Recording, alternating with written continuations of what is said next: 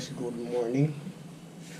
Gagawa tayo ngayon ng sardines Kuwait style.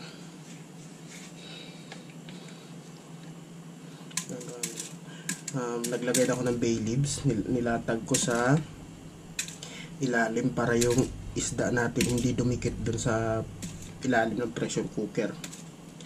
Okay, dapat ang ilalagay nito bawang, tapos olive, green olives. Wala tayong olive. Sibuyas ilalagay ko. Wala namang ano yan walang pakialaman ng trip ko to hindi nyo naman to trip, diba?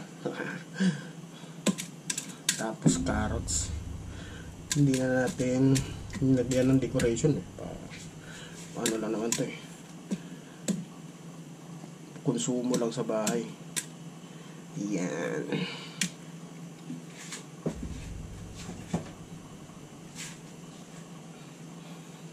Tapos ano natin yung isda. Nakabili ako dyan, may nagtitinda ng isda sa baba namin. Nakita ko, naisip ko na magaganito wala naman to sa isip ko kanina ngayon ko lang naisip. Meron pala akong isip, kalain mo yun. Kalain nyo yun, may isip ako. Konti lang to, ilang pirasa lang to. Ayan.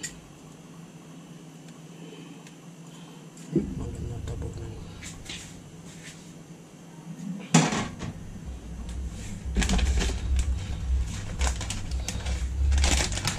Sabihin mo walang kamingkan durog, meron, ayan peki yan.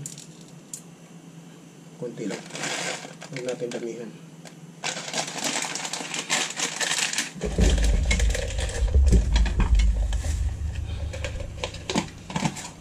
Pampaaroma, nilagyan ko yan ng sibuyas to add aroma on our Spanish sardines. Yan.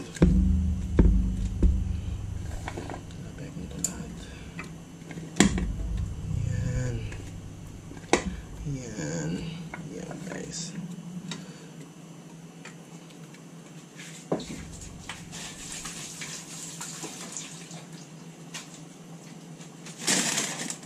Lagyan natin ang ilang pirasong bay leaves, mga 3 para I love you.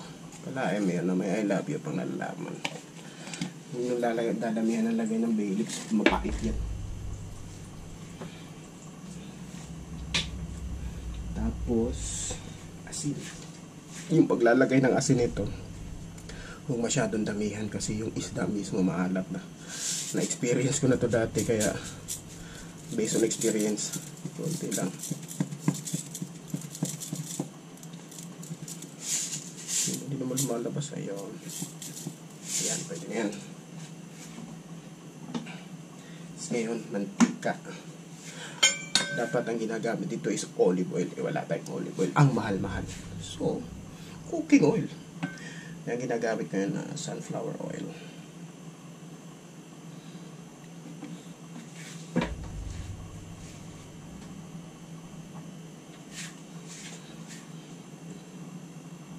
Matakaw nga lang sa mantika.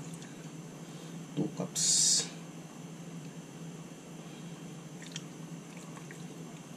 Tapos tubig. Yung iba hindi nilalagyan ako, lalagyan ko.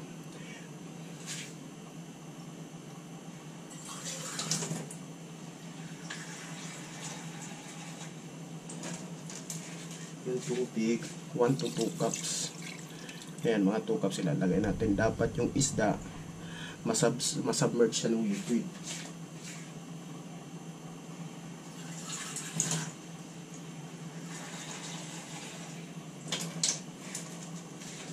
Ayan. Ayan, tama-tama. Yan lang yan. Tapos lulutuin na natin. Meron pala tayo nakalimutan, sili. Ayan, lagyan natin ng sili. Dapat dry chili yan, kaso wala tayong dry chili. Yan, diba? Tapos ngayon, papakuluan na natin. Mga 1 hour yan sa pressure cooker. Lutuo na yan mamaya after 1 hour. Papakita ko sa inyo. Tsaka hindi yan masyadong aanghang. Kung maanghang man yung sili nyo, hindi masyadong aanghang dahil sa mantika. Ano yan. Tulad ng magagata kayo, lagyan nyo ng sili, hindi masyadong aanghang. Kasi may gata. So ayan. Lulutuin natin siya over medium heat. Pero mamaya na pag kumulo. Malakas muna yung apoy. Tapos pag kumulo yan, imi-medium heat natin. Tapos timer tayo 1 hour. Yan ang finished product natin. O diba? Yummy, tikman natin. Tikman natin kung ano ba talaga pagkain na. Try natin. Yung lasa.